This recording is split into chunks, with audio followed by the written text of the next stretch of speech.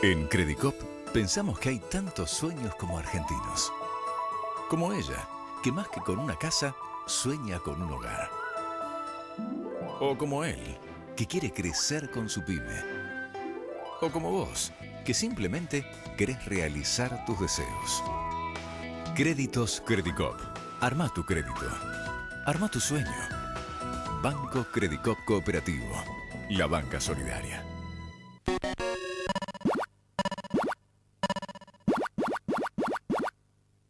Nuevo Chevrolet Aveo. Chevrolet, siempre con vos. Bueno, ¿estamos en recesión o no? Esta es la discusión.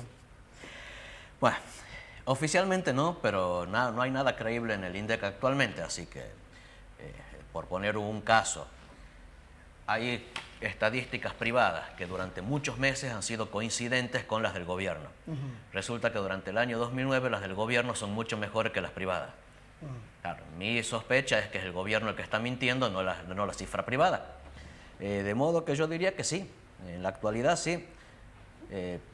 Uno puede mirar desde consultoras de Buenos Aires a estudios académicos locales y están indicando lo mismo. Sí, sí estamos en recesión. ¿Cuánto crees que va a ser la caída de la economía este año, el Producto Bruto Interno? Porque esa es también otra discusión, ¿no? Bueno, en ese sentido yo no hago mucho análisis de cifras. Yo prefiero ver los análisis que otros hacen. Bien. Pero lo más moderado que se puede tomar es el análisis global que hace el Fondo Monetario para América Latina y el Caribe. En promedio la caída va a ser de 1,5% para el año 2009. De modo que no es de esperar que a Argentina le vaya bien ahora que se viene el viento de cola. Sobre todo cuando vos tenés el tramo julio a diciembre, un solapamiento de gobernantes elegidos pero que no están en funciones y gobernantes en funciones que han perdido legitimidad. Eso enturbiece todavía más el panorama. Enturbia, perdón, más el panorama. Vos lo que decís es que la política va a afectar más a la economía de lo que está afectando actualmente. Sí. Porque vos sabés que yo estuve con otros economistas que invitados al programa me decían, mira, yo no espero para después de las elecciones un cambio significativo de los fundamentos económicos. ¿Vos tenés otra posición? El problema no es un cambio de los fundamentos que hay son malos. Así que en realidad lo que uno puede esperar es un agravamiento de los fundamentos. Un agravamiento. Por ejemplo, decía recién, Argentina no tiene acceso al crédito internacional. Bien, ¿no crees que vamos a volver al Fondo Monetario después de las elecciones? No. Volver al fondo después de las elecciones requiere sí o sí transparencia en las cuentas públicas y en el INDEC. Bien. Va a desnudar el gobierno que estuvo mintiendo desde hace 2 años como mínimo. Sí. Así que difícilmente... A ver, vos sabés que en política pueden decir que ahora lo miden de otra manera para adecuarse a lo que pide el fondo, pero que hay varias maneras de ver la economía. Mira, la manera es acompañarlo con un shock que va a tener un costo político alto. Por ejemplo, tarifas de servicios públicos están atrasadas. Sí. Necesariamente hay que subirlas. ¿Cómo haces para subirlas? Si vos decís que es parte de las exigencias del fondo la suba de tarifas, podés disfrazar todo. Sí. Antes la cosa estaba bien, lo que sale ahora del nuevo INDEC no es una mentira. Es simplemente la consecuencia de lo que el fondo nos ha obligado a hacer. Eso sí es posible, pero a esta altura del partido yo creo que no se le cree al gobierno semejante cosa. Ahora, el gobierno necesariamente va a tener que reducir los subsidios a las tarifas porque no le van a cerrar los números. Ya no le cierran los números. De aquí al 2011 se sostienen, según los estudios privados, que el gobierno va a necesitar 15.000 millones de dólares que no los tiene. Y el único que se los puede dar es el Fondo Monetario. Sí. El problema es este. Argentina ya está, el gobierno ya está en déficit. Después de todo, para buena del gasto público, supuestamente reactivante, está usando los fondos del ANSES. O sea, si vos tenés superávit, ¿para qué pedís prestado? Claro. Si el gobierno le pide prestado al ANSES es que el gobierno ya no tiene recursos.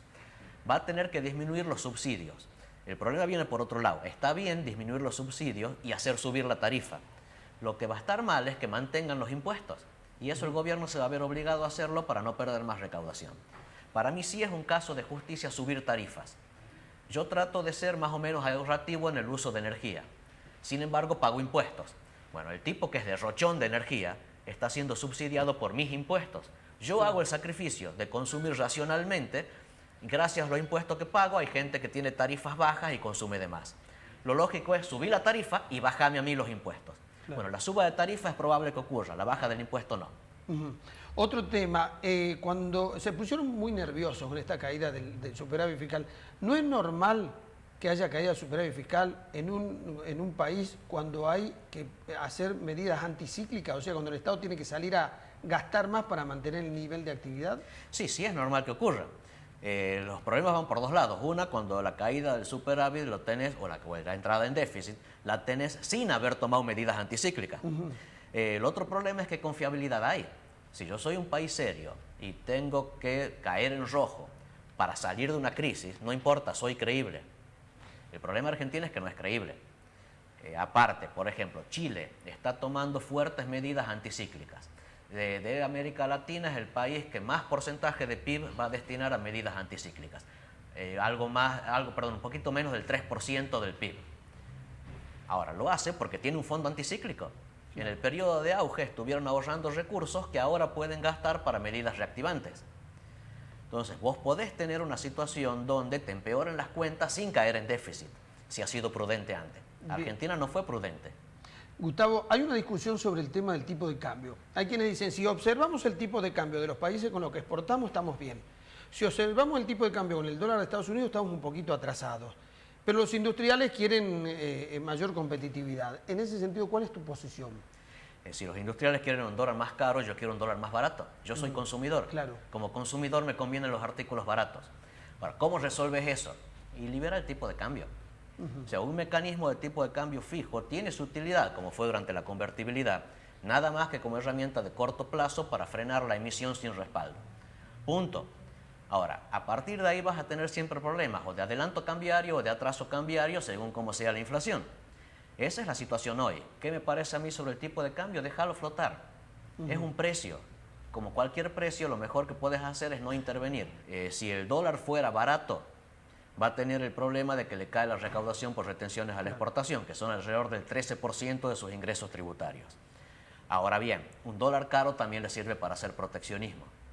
Y en ese sentido es un costo político un dólar más barato. De modo que ese es el tironeo. Al consumidor le conviene un dólar barato, consigue artículos tanto nacionales como importados más baratos. Al exportador le conviene en el corto plazo únicamente un dólar caro. O sea, hacia adelante, si hay menos gasto público, hay menor nivel de actividad. Si hay menor consumo y menor nivel de actividad, tenemos que esperar menos nivel de inversiones, más fuga de capitales y ver qué hace el gobierno, si quiere ir al fondo o no, y si es capaz de pagar el costo de liberar al INDEC de esta intervención que tiene. Esencialmente es ese el panorama, al menos hasta diciembre.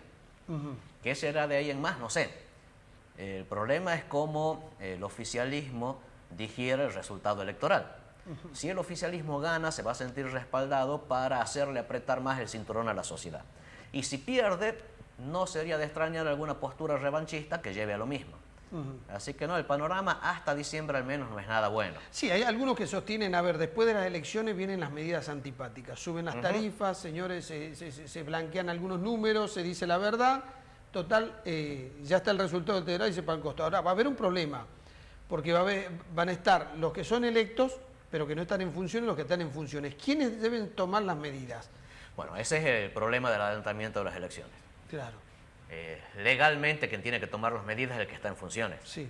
El problema es que ha perdido legitimidad. Claro, pero la legitimidad. ¿Cómo la aceptás? Claro, claro. O sea, lo que estamos diciendo es que el ruido de la política nos puede afectar mucho la economía. ¿Sí? A ver, si nosotros vemos que se comienzan a discutir entre legalidad y legitimidad, si comenzamos a ver quién tiene que tomar las medidas, ¿qué hago? Yo comienzo a consumir menos, por las dudas. Te empiezas a consumir menos, te empiezas a mover en negro. Salgo a comprar el dólar, o sea que el dólar, bueno, de todas maneras que hubo 2 corridas que el Banco Central las abortó porque tiene tiene mucho dinero, o sea, hay mucho... Sí, pero el problema es si vos... No hubo corrida en realidad, fue un amague de cobertura. Ahora, después de junio, si vos ves, por ejemplo, que el oficialismo sufre un desastre electoral, sí vas a tener una corrida masiva en pos del dólar. Y ahí el Banco Central no la va a aguantar. ¿Con la reserva que tiene vos crees que no la aguanta? No, porque el Banco Central no tiene disponible el 100% de las reservas, tiene la mitad disponible. Sí, pero estamos hablando de 24 Una suba del dólar de 3,75 a 4,25 es una suba fuerte. Te va a provocar un gran disparador en los precios. Ahora, ¿vos no crees que la gente ya está preparada para el dólar de 4 pesos? Se dijo tanto que ya cuando llegue a 4 pesos ya no es novedad. Está haciendo las previsiones, pero no los ha comprado todavía.